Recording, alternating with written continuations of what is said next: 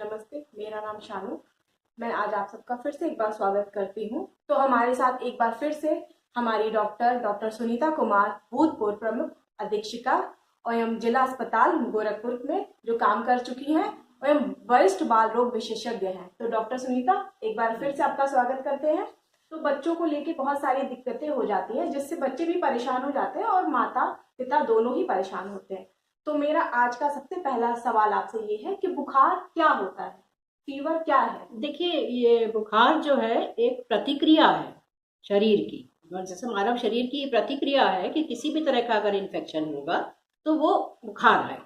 बुखार हमारे शरीर का, जैसे तापमान अगर 98.6 डिग्री फ़ारेनहाइट या 37 डिग्री सेंटीग्रेड से अगर ऊपर है तो हम उसको बुखार कहते हैं। तो अगर थोड़ा भी बुखार किसी को होता है तो आदमी घबराने लगता है। हमको अगर इसकी पूरी वस्तुतः चीज़ें समझ में आ जाएंगी तो हम बिना बात में जो ये डर होता है कि बुखार हो गया तो क्या होगा, ये खत्म हो जाएंगे स्वतः। और बुखार हमारे शरीर में, जैसे मैंने पहले भी बताया, कि ये एक प्रतिक्रिया है।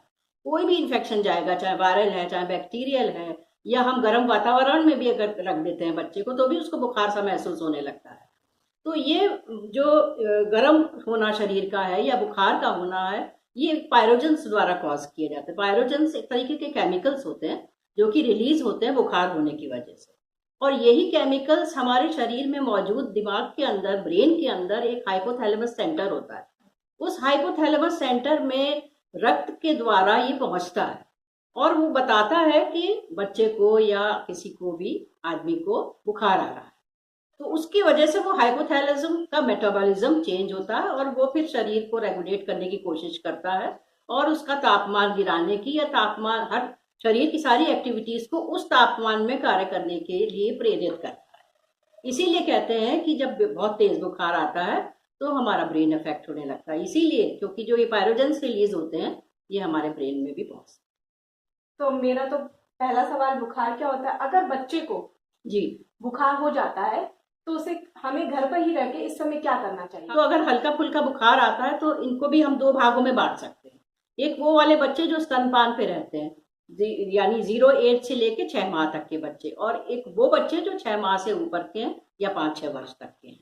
तो जो स्तनपान कर रहे हैं बच्चे, उनके लिए विशेषतः ये बात है कि स्तनपान कराने की फ्रीक्वेंसी माँ को बढ़ा देनी चाहिए बुखार आने।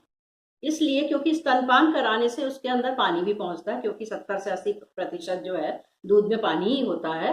तो वो पानी पहुंचता रहता है और उसकी वजह से बच्चे में अपने आप बुखार जो है कंट्रोल होता रहता है। इसलिए बजाय स्तनपान बंद करने के, माता को चाहिए कि स्तनपान की फ्रीक्वेंसी बढ़ा दे। जैसे अगर 6 से 8 बार पिलाती है वो रोज में नॉर्मल तरीके से, तो वो उसको 8 से 10 बार पिलाना शुरू कर दे। और जो बड़े बच्चे हैं, बड़े बच्चों में हम जो ये देखते हैं कि बुखार अगर आता है तो आप ये देखिए कि उसकी एक्टिविटीज कैसी है। अगर बुखार के साथ वो खा पी रहा है, खेल कूद रहा है और उसकी मेंटल अलर्टनेस नॉर्मल है तो हमें चिंता करने की आवश्यकता नहीं है। और 99 या 100 तक के बुखार में कोई इलाज की भी आवश्यकता नहीं होती है।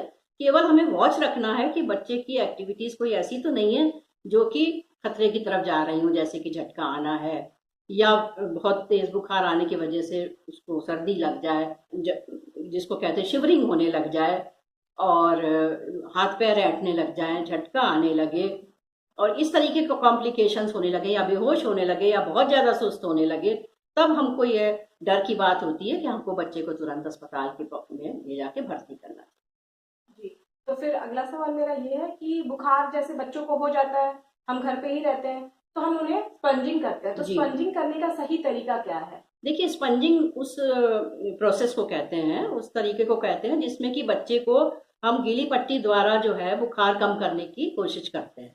तो अगर कोई जैसे बाल रोग विशेषज्ञ उपलब्ध नहीं, और उपलब्ध है भी, तो हमारी प्रायोरिटी ये है कि पहली चीज हम ये करेंगे कि बच्चे को गीली पट्टी करके उसका बुखार कम करने की कोशिश करते हैं। अगर 100 डिग्री तक है तो कुछ भी करने की आवश्यकता नहीं, ना कोई दवा देने की आवश्यकता है और ना स्पंजिंग करने की आवश्यकता है। अगर 100 से ऊपर जाता है बुखार तो हम स्पंजिंग करते हैं, उसको टिपिट स्पंजिंग कहते हैं। यानी कि साधारण टेम्परेचर पे जो पानी है उसमें कपड़े को भिगो के स्पंजिंग की जाती है, ना कि बर्फ के पानी। जैसे अक्सर देखा गया है, माएँ जो है बर्फ डाल देती हैं पानी में और बर्फ रख देती हैं सिर पे जब बहुत तेज बुखार आता है डर के मारे या पैनिकी में, तो ये बच्चे को नुकसान कर सकता है।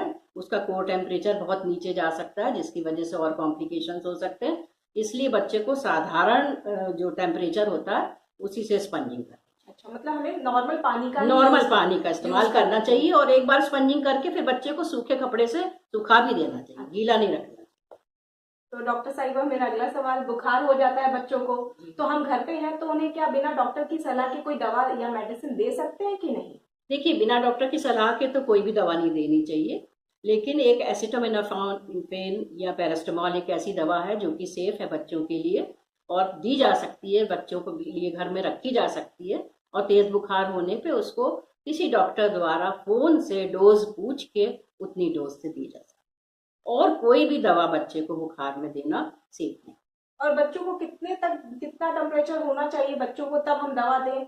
100 से ऊपर, 100.4 डिग्री फ़ारेनहाइट से ऊपर अगर टेम्परेचर होता है तभी बुखार की दवा की आवश्यकता होती है। जैसा कि मैंने बताया कि अगर बहुत कम टेम्परेचर पे आप बुखार की दवा दे देंगे तो बच्चे का टेम्परेचर बहुत नीचे फॉल कर सकता है।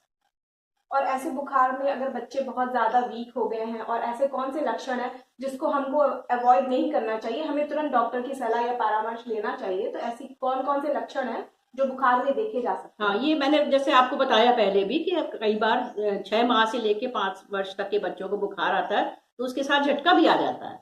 तो घर वाले इतने ज्यादा पैनिकी हो जाते हैं और घबराने लगते हैं कि झटका आ गया, तो उनको ये बात पहले से बता देना चाहिए, क्योंकि इस तरीके के बच्चे थोड़े अलग पहले एक आध बार अगर दिखा चुके होंगे तो चिकित्सक उनको बता देता है कि इस तरीके का झटका आता है तो क्या करना है। जीभ और मुंह के बीच में और दांत के बीच में हमको कोई सॉफ्ट कपड़ा या फिर कोई रोल बना के रख देना चाहिए ताकि जीभ ना कटे बच्चे की, क्योंकि इस तरीके का जो झटका आता है वो बहुत जल्दी खत्म भी हो जाता है। और लेकिन हमें तेज बुखार नहीं आने देना चाहिए। और साथ में अगर देखना चाहिए बच्चा बहुत ज्यादा सुस्त तो नहीं हो रहा, बहुत ज्यादा सो तो नहीं रहा है, बेहोशी तो नहीं आ रही है, उसमें बहुत शरीर में सफेद या पीलापन तो नहीं है। अगर इस तरीके के लक्षण कोई प्राप्त होते हैं तो उसको तुरंत किसी बालोग विशेषज्ञ को दिखाएं या भर्ती करें। और टीका लगने के बाद भी बच्चों को अधिकतर फीवर हो जाता है, तो ये क्या साधारण बात है या इसमें भी चिंता करने नहीं, चिंता है, क्योंकि कुछ टीकों के साथ तो ये साधारण सी बात है। जैसे ट्रिपल वैक्सीन लगता है डिप्थीरिया पर्ट्यूसिस टेटनस वाला, उसमें साधारणतः ही बुखार आ जाता है, किंतु ये बुखार 100 से ज्यादा नहीं रहता है, 2-3 दिन तक रहता है, फिर वो अपने आप खत्म भी हो जाता है। लेकिन अगर चिकित्सक ने बता के नहीं रखा है कि इस टीके के साथ बुखार आएगा तो माएँ परेशान हो जाती हैं, घर के लोग परेशान हो जाते हैं कि अरे टीका लगा था बुखार आ गया, अब मत ले जाना कभी भी टीका लगवाने। तो हमें उनसे डरना नहीं है, हमें चिकित्सक से पूछ के आना चाहिए कि जो टीके लगे उससे बुखार आएगा कि नहीं आएगा, और बुखार की दवा साथ में रखी रहें, स्पंजिंग करें बच्चे को अगर तेज बुखार आता है। और अगर 100 डिग्री से ज्यादा का बुखार आता है टीके के बाद तो चिकित्सक को अवश्य बताएं कि टीका लगने के बाद ये बुखार आया था, तो वो ये तय करेगा कि दोबारा इसकी डोज लगेगी कि नहीं लगेगी। और जैसे मैं भी एक माँ हूँ, मुझे भी कभी फीवर हो जाता है, ये सारी माँओं की चिंता है कि हमें कभी फीवर हो गया, सर्दी जुकाम हो गया, तो मैं भी और कोई भी माएँ अपने बच्चों को अपना स्तनपान कराना बंद कर देती है, तो ये क्या सही है या गलत है? नहीं, ये तो एकदम ही गलत है, क्योंकि ये तो हमने भी देखा है कि आउटडोर में जो माएँ आती हैं वो कहती हैं कि हम बुखार था, हमको बुखार सर्दी हो गया तो हमने इसको दूध पिलाना बंद कर दिया। ये गलत है। अपने ऊपर आप नाक के ऊपर और मुंह के ऊपर मास्क यूज करिए और बच्चे को स्तनपान कराते रहिए, क्योंकि जो उसको माँ के दूध से जो एंटीबॉडीज और प्रतिरोधक तत्व मिलेंगे वो किसी और चीज से नहीं मिल सकते हैं, और ये प्रतिरोधक तत्व केवल स्तनपान कराने से ही मिलेंगे। और आप स्तनपान कराना बंद कर देंगी तो बच्चा इन्फेक्शन के लिए ज्यादा प्रोन होगा। और बुखार से जुड़ी समाज में बहुत सारी गलत धारणाएं हैं, तो आप उनके बारे में कुछ बताना चाहेंगी हमें?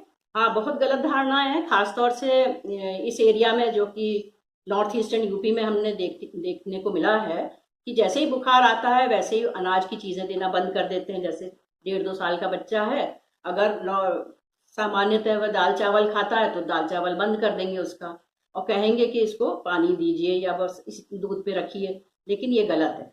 जैसे कि बच्चे को दाल चावल बंद ना करें, केला खिलाना बंद ना करें, केला, दूध, चावल, ठंडे पेय पदार्थ ये सब बंद कर देती है माएँ। और होता क्या है, वही चीजें बच्चों को पसंद है तो बच्चे का न्यूट्रिशन सफर करता है। उतने दौरान 1 हफ्ते के दौरान अगर उसको बुखार रहा और उसको खाना पीना आपने उस तरीके से नहीं दिया जो उसकी रुचि का है तो उसका न्यूट्रिशन सफर करेगा, उसका वजन कम होगा और उसकी प्रतिरोधक क्षमता भी कम हो जाएगी उस बीमारी से लड़ने की। तो हमें ये देखना है कि माओ को समझाना है कि आप कभी भी बच्चे को बहुत ज्यादा उड़ाएं नहीं बुखार होने पे, उसको एक खुले हवादार कमरे में रखें और खाने पीने की चीजें देती रहें। स्तनपान जो माताएं करा रही हैं वो स्तनपान करा। धन्यवाद मैम आपका। तो थैंक यू मैम। तो ये थी डॉक्टर सुनीता, जिन्होंने हमें बच्चों के बारे में बहुत सारी जानकारी दी। Thank you.